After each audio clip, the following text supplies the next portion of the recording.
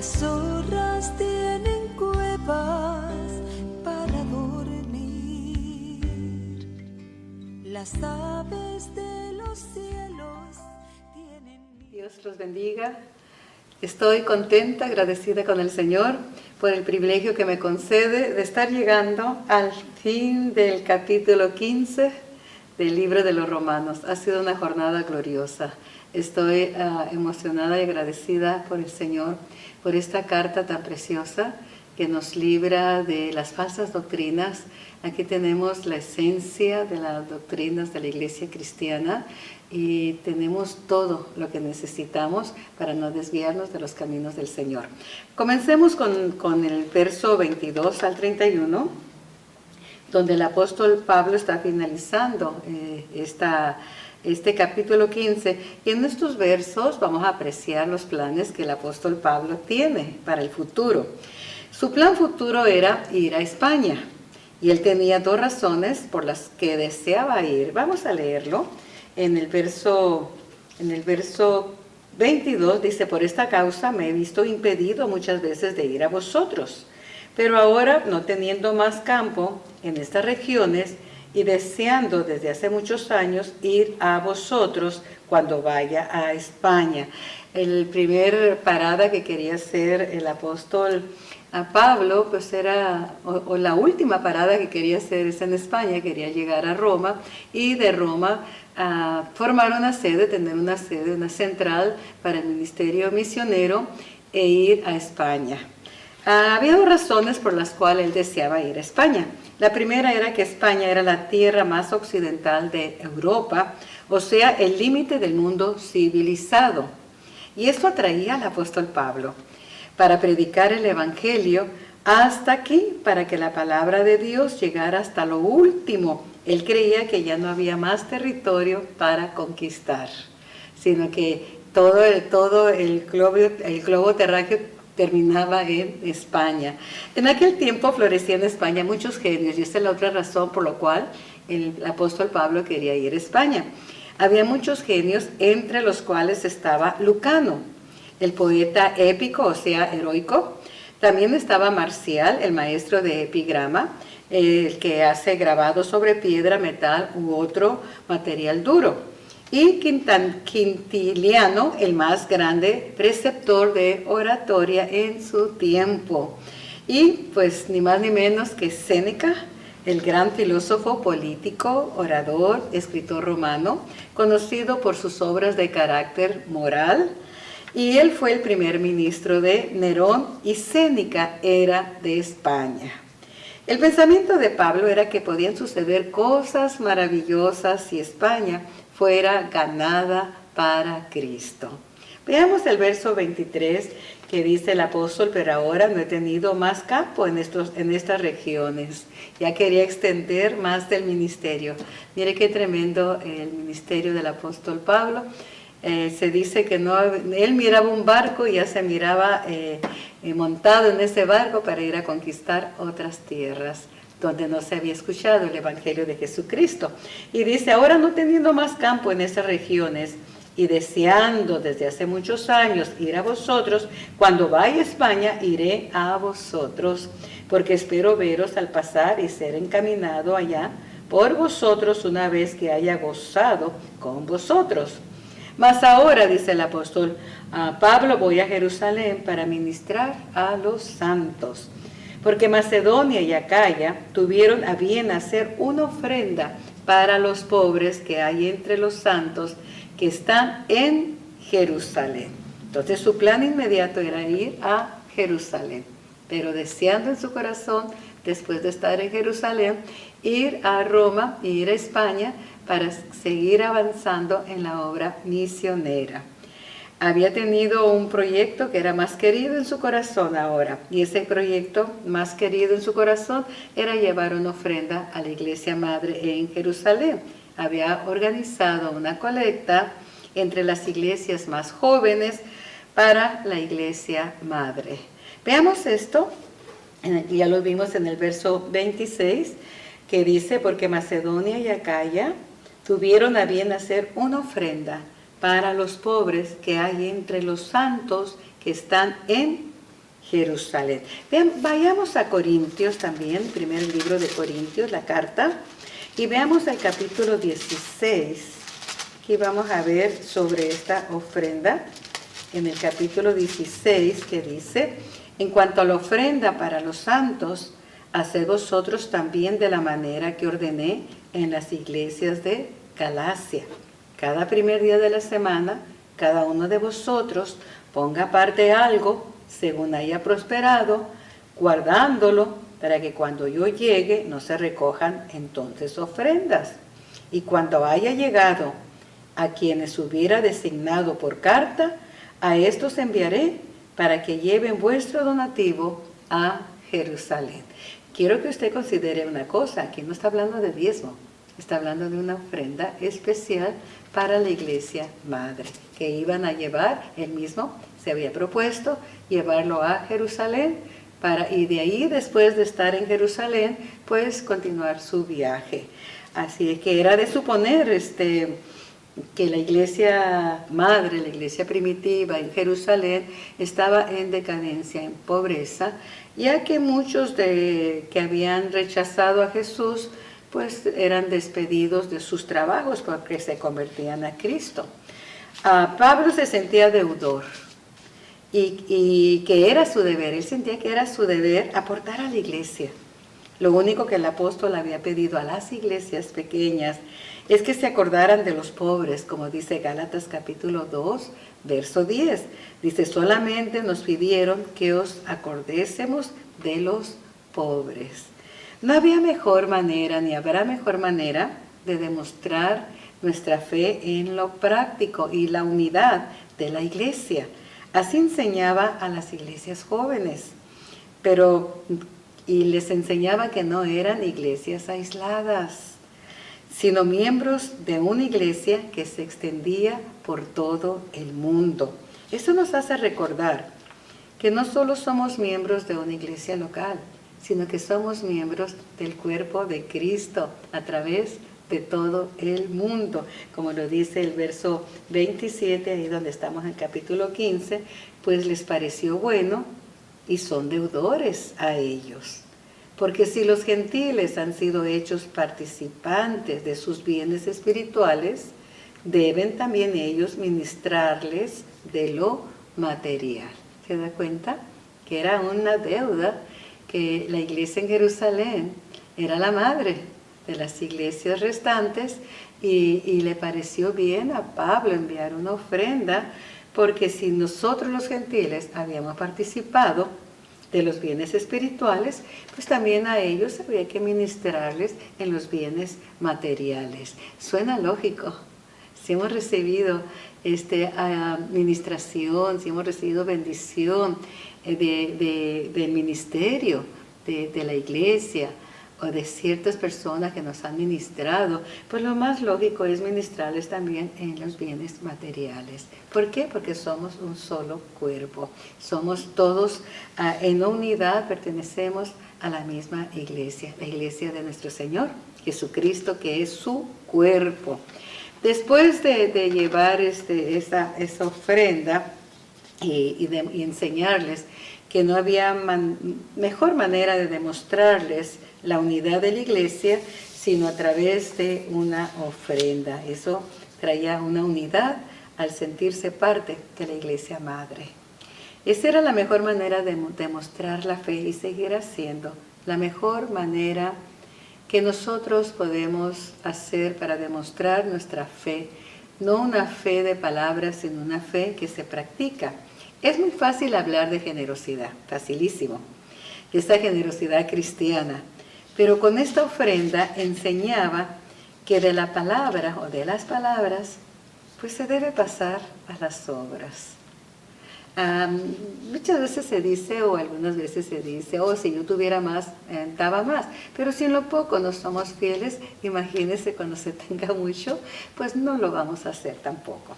En el verso 28 dice Pablo, así que cuando haya concluido esto y les haya entregado este fruto, pasaré entre vosotros rumbo a España. Entonces Pablo dice que cuando termine de llevar la ofrenda a la iglesia en Jerusalén, entonces pasará a ellos para ir rumbo a España, lo cual no lo hizo en persona, pero sí a través de los muchos seguidores de Cristo que habían escuchado el Evangelio por medio de la palabra y de las cartas que Pablo había escrito a las iglesias. Pero Pablo no pudo ir a España, aunque era su más ferviente anhelo. ¿Por qué? Porque él consideraba que era ya lo último de la tierra y quería conquistar hasta lo último por la causa de Cristo. En los versos finales, en el verso 30, dice: pero os ruego, hermanos, por nuestro Señor Jesucristo y por el amor del Espíritu, que me ayudéis orando por mí, para que sea librado de los rebeldes que están en Judea, y que la ofrenda de mi servicio a los santos en Jerusalén sea acepta. Pablo pide que se le permita llegar a Jerusalén y que ore para que eso se realice y que esa ofrenda sea entregada. Y por esa causa pide que oren para que su deseo ferviente sea concedido, ya que en Jerusalén él sabía lo que le esperaba. Le esperaban muchas tribulaciones. Él está consciente que quizá en Jerusalén sea la ruta para llegar a la muerte y no a España. Él lo sabe, pero aún así él pide para que sea guardado, aunque él está dispuesto. Cuando fue a Jerusalén sabía lo que hacía y era consciente de los peligros que le acechaban.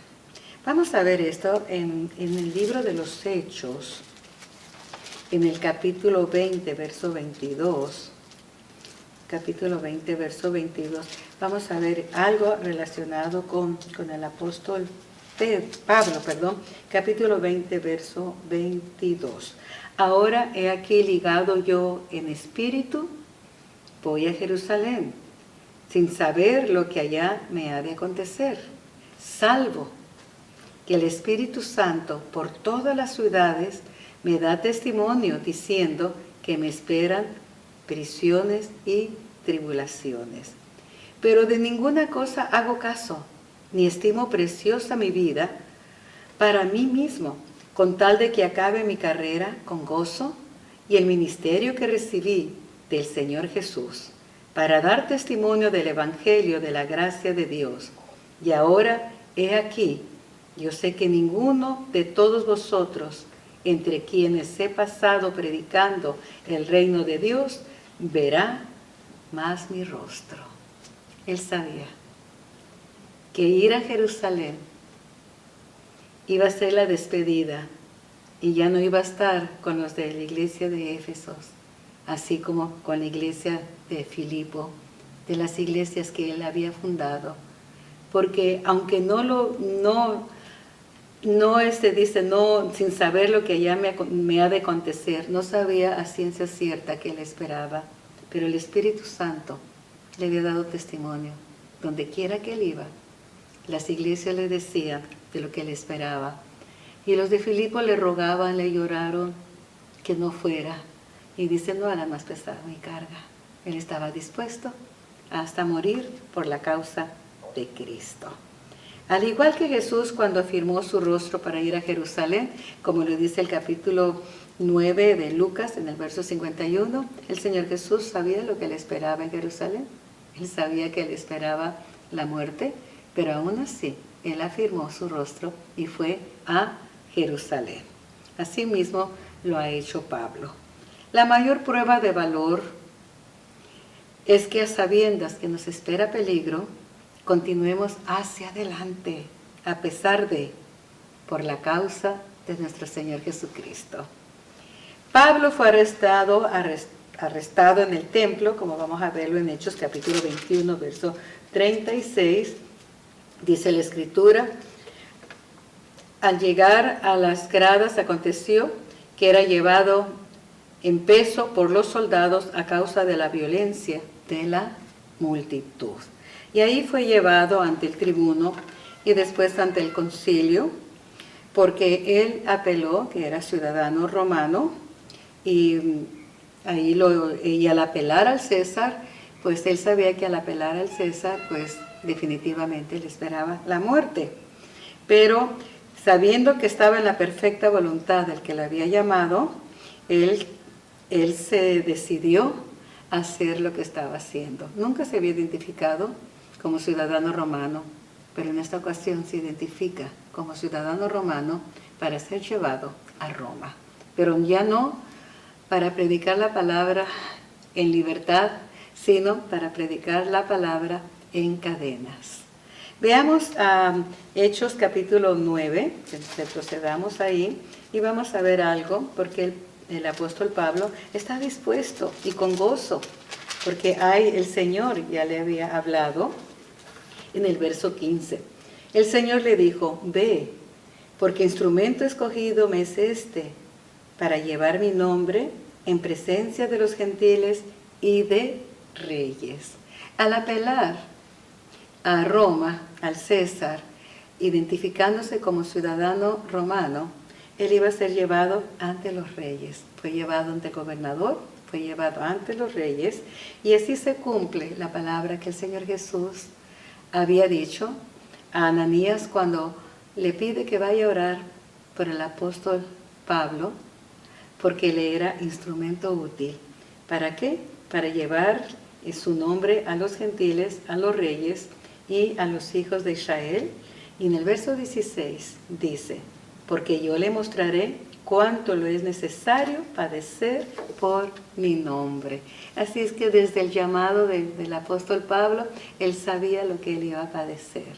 Él aceptó el ministerio con gozo, se sintió privilegiado. Él había estado presente en la muerte de Esteban. Él miró la gloria en el rostro de Esteban y él está dispuesto, después del encuentro que tiene con Jesús, camino a Damasco, a aceptar lo que el Señor le está ofreciendo si él acepta el llamado de ser el apóstol de los gentiles. Así es que él no ejerció un ministerio en ignorancia y lo hizo con gozo, a pesar de que el Señor le mostró cuánto iba a ser necesario padecer por el nombre del Señor Jesucristo. Esto es glorioso, amados en Cristo. Todos aquellos que aspiran al ministerio, permíteme decirle que el Señor nos pasa por muchos padecimientos. No es lo que muchas veces pintan por ignorancia, que el ministerio es un camino de rosa. Es todo lo contrario. Es el camino al Gólgota, es el camino a los padecimientos, es el camino al rechazo, es el camino a muchos dolores, a muchas traiciones. Es el camino que caminó el Señor Jesús, con excepción que nosotros no hemos llegado a padecer hasta la muerte. Así es que, amados en Cristo, vea las credenciales tan hermosas del apóstol Pablo, y él estuvo dispuesto a tomarlas a sabiendas de lo que venía. Por esta razón, en el capítulo 15, donde estamos en Romanos, en el verso 30, vamos a ver cómo él pide que oren, que la iglesia ore por él. Creo que es la primera vez que está pidiendo que oren por él. No recuerdo en otro pasaje, quizás hay otro, pero dice, pero os ruego, hermanos, por nuestro Señor Jesucristo y por el amor del Espíritu, que me ayudéis orando por mí. Aquí pide oración. Y, amados en Cristo, es muy alentador seguir adelante cuando nos sentimos arropados, rodeados de las oraciones de aquellos que nos aman. En el verso 33, Pablo les da la bendición, vea el verso 33, dice me salté 2 versos. Dice, para que sea librado. Esta es la otra razón por la cual él pide oración, para que sea librado de los rebeldes que están en Judea, ya ve que eso no falta, y que la ofrenda de mi servicio a los santos en Jerusalén sea acepta, para que con gozo llegue a vosotros por la voluntad de Dios y que sea recreado juntamente con vosotros. Ahora, amados en Cristo, el apóstol Pablo y de las revelaciones de lo que él iba a sufrir, ¿dónde quedamos nosotros? Esa es mi pregunta en este momento. Como seguidores de Cristo, ¿estamos dispuestos, como el apóstol Pablo, inclusive hasta dar la vida por la causa de Cristo? ¿O estamos en un cristianismo tan, no sé cómo llamarle, tan mediocre, tan débil, mejor para que se escuche más bonito, un cristianismo tan débil, que en el primer problema queremos tirar la toalla por las circunstancias dolorosas en el hogar, por los problemas con la familia, con los hijos, con los hermanos que se dicen ser hermanos y no lo son, y con tanta basura que el diablo lanza para hacer tropezar a los débiles de la fe. Oremos unos por otros. Pablo pide oración para él. Oremos también nosotros, unos por los otros, para ser fortalecidos en la fe de nuestro Señor Jesucristo y sigamos adelante, caminando y peleando, caminando con Cristo y peleando la buena batalla de la fe. Pablo, en el verso 31, ya lo leímos, pide que sea librado de los rebeldes. Veamos el consejo que nos da el apóstol Pablo con relación a los rebeldes, aquellos que ponen tropiezo, trayendo doctrinas falsas para desviar a los cristianos débiles. ¿Por qué no al fuerte? Al fuerte no lo pueden tirar por una razón, porque el fuerte está cimentado en la verdad del Evangelio de Jesucristo, en la doctrina de los apóstoles. Está cimentada su fe, no en fábulas, no en lo que dice la gente. Su fe está cimentada, sólida, por eso ha alcanzado la madurez en la palabra del Señor Jesucristo. Entonces veamos lo que dice Pablo en el libro de Colosenses, en su carta, en el capítulo 2. Y es precioso. Vamos a tomar tiempo para leer una parte considerable del capítulo 2 y dice la Escritura en el verso 16. Por tanto, nadie os juzgue en comida o en bebida o en cuantos días de fiesta, luna nueva o días de reposo, todo lo cual es sombra de lo que ha de venir. Pero vayamos al comienzo para poder tener un panorama completo. Dice el apóstol, porque quiero que sepáis cuán lucha sostengo por vosotros y por los que están en la Odisea y por todos los que nunca han visto mi rostro, para que sean consolados sus corazones, unidos en amor, hasta alcanzar todas las riquezas de pleno entendimiento, a fin de conocer el misterio de Dios el Padre y de Cristo. Escuche esto, ¿ok? Póngale atención. Nuestra meta es alcanzar las riquezas plenas del entendimiento, al fin de conocer el misterio de Dios el Padre y de Cristo. La doctrina sana nos lleva a eso. La doctrina falsa nos lleva a fábulas, a doctrinas de hombres. La meta nuestra es llegar a conocer a Cristo, entender la mente de Cristo y llegar a ser como Cristo. Ahora, en quien están escondidos todos los tesoros de la sabiduría y del conocimiento. Nadie en este mundo puede decir podemos decir que tenemos toda la sabiduría de Dios. Él es el sabio. De Él tenemos que aprender esa sabiduría. Y esto lo digo para que nadie os engañe. Escuche lo que aquí viene, la amonestación, la exhortación, el consejo del apóstol Pablo, porque ya había peligro en sus tiempos de infiltración de falsa doctrina. Ya se escuchaba falsa doctrina en tiempos de Pablo. Pablo sabe que él está presto a morir y él está angustiado. ¿Qué va a pasar cuando yo me vaya? ¿Qué va a pasar si aún trayendo enseñanza doctrinal ya se filtró doctrina falsa? Y mire lo que dice el verso 4. Y esto lo digo para que nadie os engañe con palabras persuasivas. Porque aunque estoy ausente en cuerpo, no obstante en espíritu estoy con vosotros, gozándome y mirando vuestro buen orden y la firmeza de vuestra fe en Cristo. Por tanto, de la manera que habéis recibido al Señor Jesucristo, andad a Él, arraigados, sobreedificados en Cristo.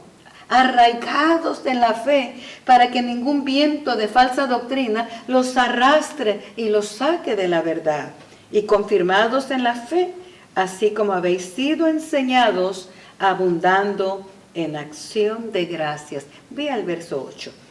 Mirad que nadie os engañe por medio de filosofías y huecas sutilezas según las tradiciones de los hombres, conforme a los rudimientos del mundo y no según Cristo. Ve al verso 19. Y no así, lo que dice el mismo ahí en Colosenses 18-19, vamos a leerlo, y dice: nadie os prive de vuestro premio, afectando humildad y culto a los ángeles, entremetidos en lo que no han visto, vanamente hinchados por su propia mente carnal. ¿Se da cuenta? Qué linda advertencia nos da el Señor para ser libres, librados de las falsas doctrinas. Y dice, estos andan hinchados nada más vanamente en su propia mente carnal, pero no conocen de Dios.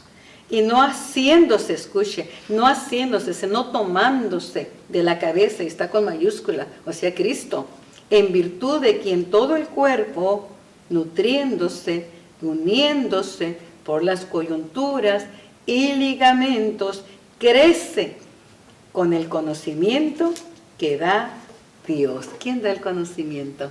Dios. ¿Y dónde obtenemos ese conocimiento? No en lo que venga una mente hinchada a decirnos, sino lo que dice la palabra de Dios. Porque en la palabra de Dios no hay pierde, amados en Cristo.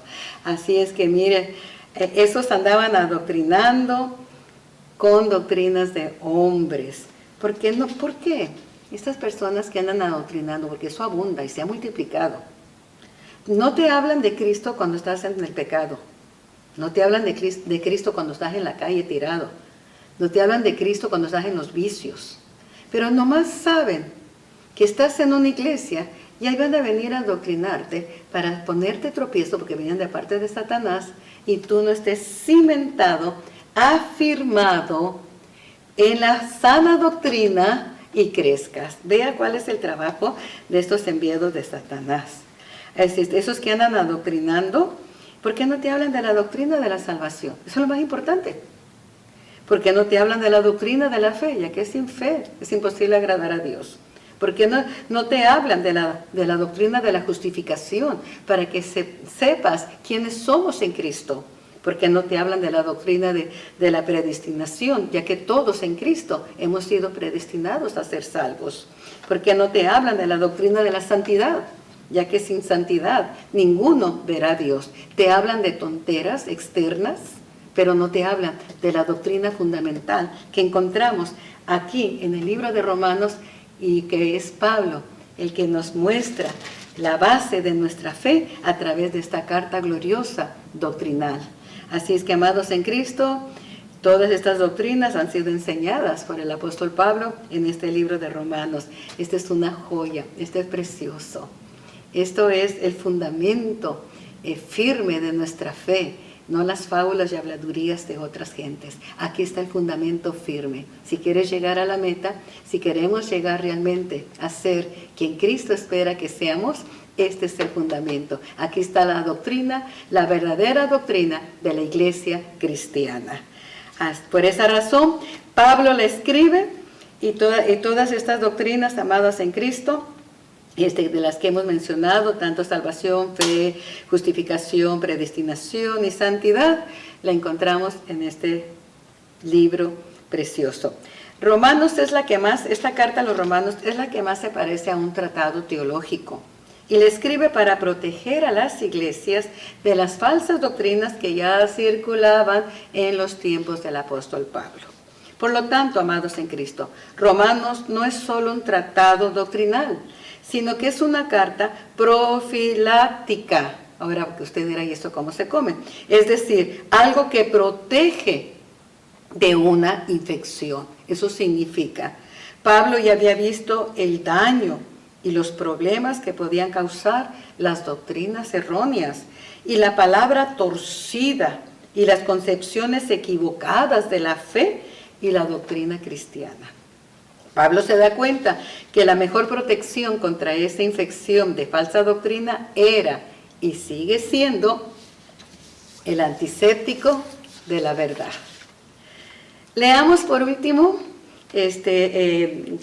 voy a pasarme al capítulo 16, pero para añadir algo de este capítulo 15 que estamos finalizando, voy a tomar una porción del capítulo 16 y veamos esto que el apóstol Pablo escribe. Mas os ruego, hermanos, que os fijéis en los que causan divisiones y tropiezo en contra de la doctrina que vosotros habéis aprendido y que os apartéis de ellos. ¿Cuál es la doctrina que él está enseñando? Libro de Romanos. Esa es mi urgencia y usted me ha escuchado cuando comenzamos este estudio y aquí en la iglesia local. Mi interés, mi deseo es que todos estén pendientes de esta palabra en el libro de Romanos. Toda la palabra es útil para enseñar, incluso para edificarnos, para exhortarnos, pero este libro contiene las doctrinas básicas de la iglesia cristiana. Por lo tanto, amados en Cristo, no descuide este libro. Pues se predica de tanta cosa, se predica de tantas revelaciones para distorsionar la revelación pura de la palabra de Dios que encontramos en esta carta. Dice, mas ruego, hermanos, fíjese lo que Pablo está hablando, que os fijéis en los que causan divisiones y tropiezo, en contra de la doctrina que vosotros habéis aprendido y que os apartéis de ellos. Porque tales personas no sirven a nuestro Señor Jesucristo, no, sino a sus propios vientres, sus propios intereses. Y con suaves palabras, escuche esto, y lisonjas engañan a los corazones de los ingenuos. Los ingenuos son aquellos que no son fuertes en la fe, que dicen, tengo 2 años en la iglesia y puedes estar sentado, pero si no escudriñamos la palabra, si no buscamos a Cristo, si no caminamos con Cristo, dudo que seas salvo.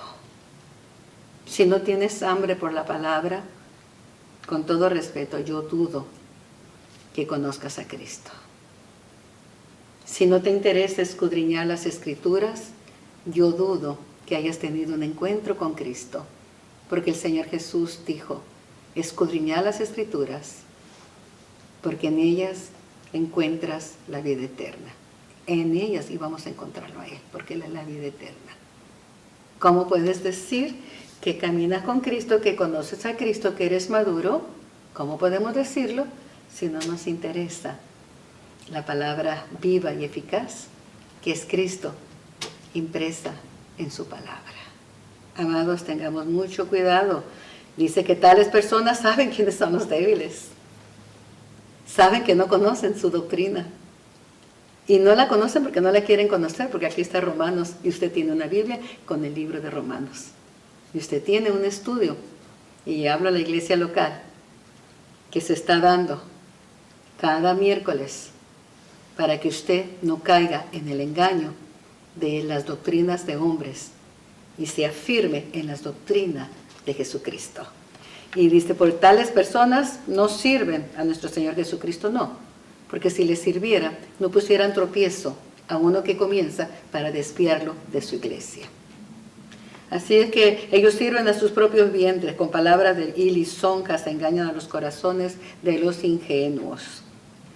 Porque vuestra obediencia, aquí Pablo exalta la obediencia de los romanos, porque vuestra obediencia ha venido a ser notoria a todos, así que me gozo de vosotros, pero quiero que seáis sabios para el bien e ingenuos para el mal. Así es que apártese, sea sabio.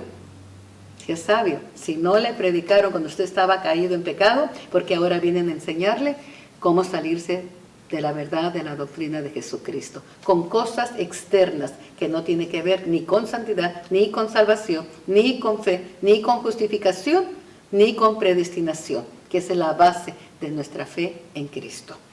Pablo nos advierte de esa gente que causa divisiones en la iglesia de Jesucristo. Ahora depende de nosotros si queremos ser engañados por las sutilezas demoníacas de los lobos rapaces que solo vienen para devorar al rebaño. Que Dios nos ayude, amados en Cristo. Hay una sola manera de vencer estas falsas doctrinas de los hombres, y esto es conociendo a Cristo y a su evangelio. No el evangelio de otro, como lo ve, sino el evangelio de nuestro Señor Jesucristo. Y someternos a su verdad. Porque solo hay un camino que nos lleva a la vida eterna. No hay muchos, hay uno solo. Jesús dijo, yo soy el camino, yo soy la verdad. Oh, ¿dónde está la verdad? En Cristo. Yo soy la vida. ¿Dónde está la vida eterna? En Cristo. No en fábulas, no en doctrinas de hombres, no en lo que yo pienso, no en lo que yo creo, no en lo que yo vivo, sino en lo que vivimos en Cristo Jesús. Así es que nadie llega al Padre si no es por mí, dijo el Señor Jesucristo, no por lo que otros te digan. Y el Señor Jesús jamás perderá a ninguno. El Señor Jesús no nos va a perder, Él es el camino. Sigamos a Cristo, sigamos la enseñanza del Señor Jesucristo y no, Él no nos va a perder. Otro quizás, o mejor dicho, de seguro nos pierde. El hombre nos pierde, pero Cristo jamás nos va a perder. Por último, el verso 33 dice, y el Dios de paz sea con todos vosotros. Amén. Amén. Él se despide con un saludo de paz para todos nosotros. Haya paz en nuestro corazón. Si tú eres salvo, si tú aceptaste a Cristo de todo tu corazón, te aseguro que Él no te va a desviar. Bendiciones, amados en Cristo. Continuamos, ya terminamos el capítulo 15 y la próxima semana, si el Señor lo permite, estaremos en el capítulo 16, que es glorioso. Yo me he gozado, me lo he saboreado y espero que usted también lo disfrute y seamos edificados en este fundamento que es la palabra del Señor. Bendiciones, les amo.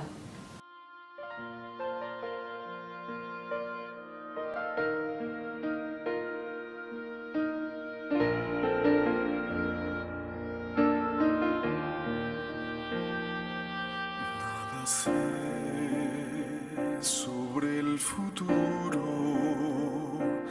desconozco lo que habrá.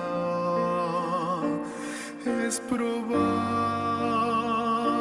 que las nubes mi luz vengan a opacar. Nada temo del futuro, pues Jesús conmigo está. Yo le sigo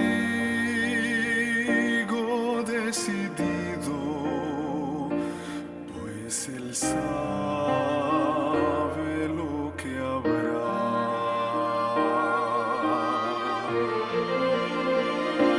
Muchas cosas no comprendo del mañana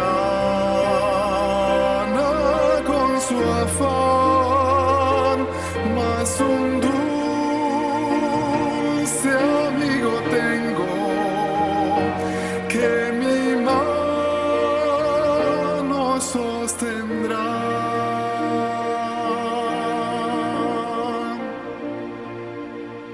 Mi sendero es más brillante cuando gozo de su amor, más ligeras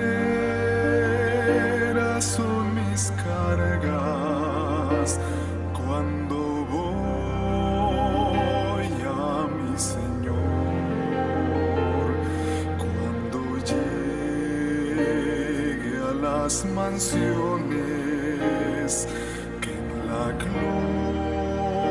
gloria preparó. Ya no más tendré temores, desengaños ni dolor.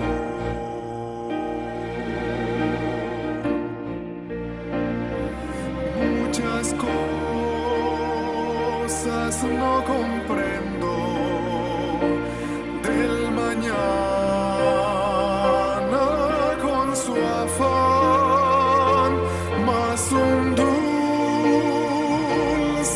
amigo tengo que mi mano sostendrá.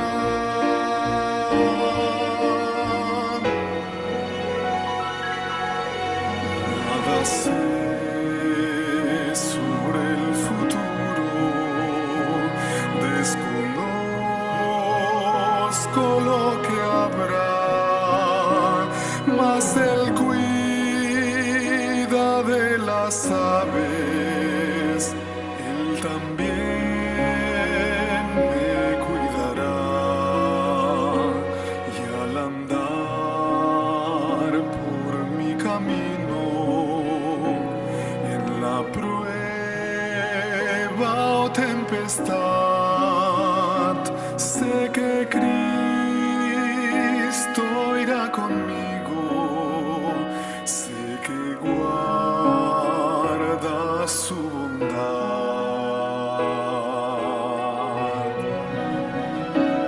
Muchas cosas no comprendo del mañana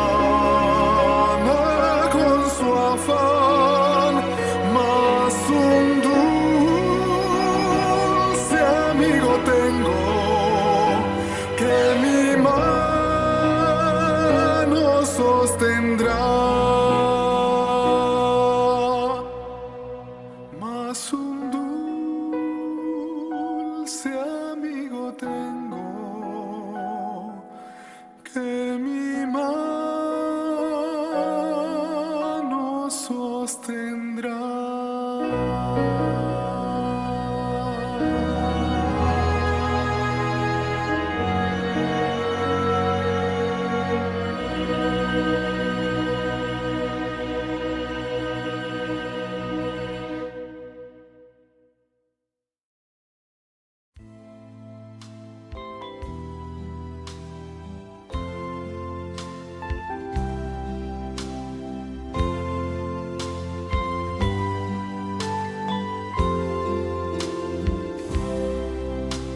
Las zorras tienen cuevas para dormir. Las aves de los cielos